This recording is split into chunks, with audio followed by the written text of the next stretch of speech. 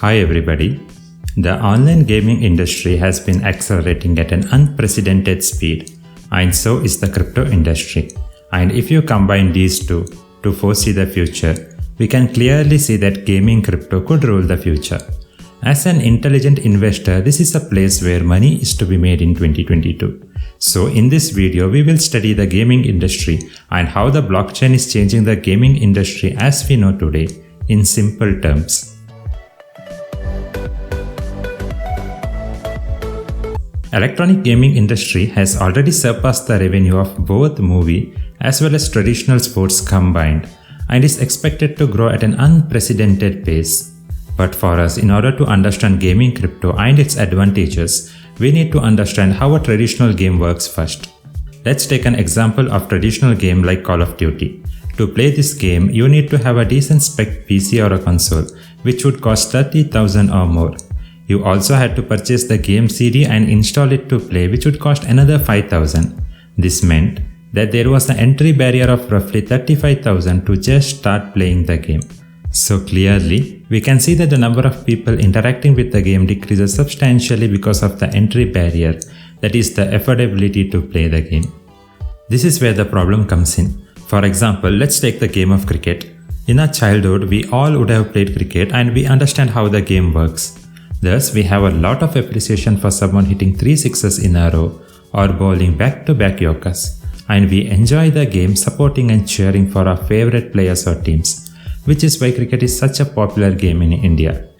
This also means more viewership to the game, which in turn makes money for organizations like BCCI, streamers like Star Sports, as billions are earned through ad revenue, sales of ticket and merchandise.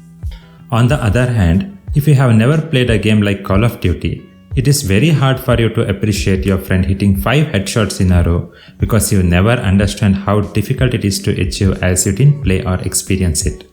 So, to put it into perspective, a game like cricket has become very popular in India because it had little to no entry barriers. On the other hand, PC or console games was never able to take off at the same level of popularity due to entry barriers. But with the boom of internet and powerful handheld devices like our mobile phones and streaming services like Twitch and YouTube gaming, these things are changing. Let's take an example of PUBG. This game is based on something called as freemium model. PUBG largely eliminated the entry barrier as it was compatible with mobile phones that most of us already have. It is also free to install and play. PUBG makes money through in-app purchases and ads, and surprisingly today the revenue of PUBG is way ahead of PC games like Call of Duty, and this is the reason why many of the PC games like Call of Duty are having their mobile version now. With more people entering the gaming space, gaming industry is mightier than ever before. This has given rise to what's called as gaming economy. Lot of online gaming tournaments are held for huge prize pool. Even if you see the video streaming platform like YouTube, the biggest YouTuber in the world now is PewDiePie with 100 million plus subscribers, and in India Carrie Minati with 30 million plus subscribers. But traditional games like cricket is still considered more valuable because when you win a match, you get a trophy or a physical reward that you can showcase and holds a value in your personal life. And the game is so popular that you get easy recognition for your achievement. But in mobile games, victories are virtual and you won't even own anything outside the game until now. But things are changing quickly here as well. Let's consider the same game PUBG that we discussed earlier. You would have spent hours every day to reach Ace or a Conqueror level. You would have got many badges, guns, weapons, characters and skins, and you would have paid for few of them too. But all your achievements and assets was only limited to that game, and when you went into a newer game like Call of Duty Mobile, all your assets that you earned in PUBG game was useless. This meant all your assets you own are just limited to the game itself and you didn't have any real ownership of that asset. This is where, my dear friends, blockchain technology with NFT comes in. In simple words, with NFT, you can become the true owner of the asset like the guns, skins or the characters that you have purchased or earned in the game, which can be verified through blockchain. At any point in time, you can sell your assets like guns and characters in an open market like OpenSea. If you are a designer, you can create your own character skins, etc. and sell in open markets where people can buy and use in games.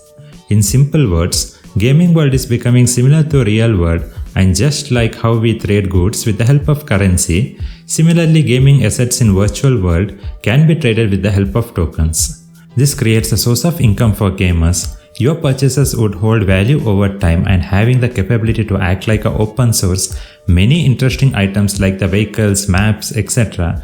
can be added to the game with third-party developers, enhancing the gaming experience and in turn increasing the user base. This would have such a powerful cyclic effect, and we have already seen this in the past with Android and iOS and how they use their App Store ecosystem to give them a monopoly in the smartphone market. Not just that, in normal online games like Temple Run, we used to earn coins which can only be used in games, but with blockchain-based games, you are actually earning the shares of the company in the form of tokens, which can later be traded in crypto exchanges for real money. So with the increase in the popularity of the game, the value of the share that you earned in the game also increases. So being the investors in the crypto space, this could be a very good investment area, and we need to keep a close eye on all the developments that are taking place here. That's it for today guys. In the next episode, we will discuss few companies I am invested in and the developments in the crypto space. If you have learned something valuable, then please consider subscribing and sharing our channel. Thank you.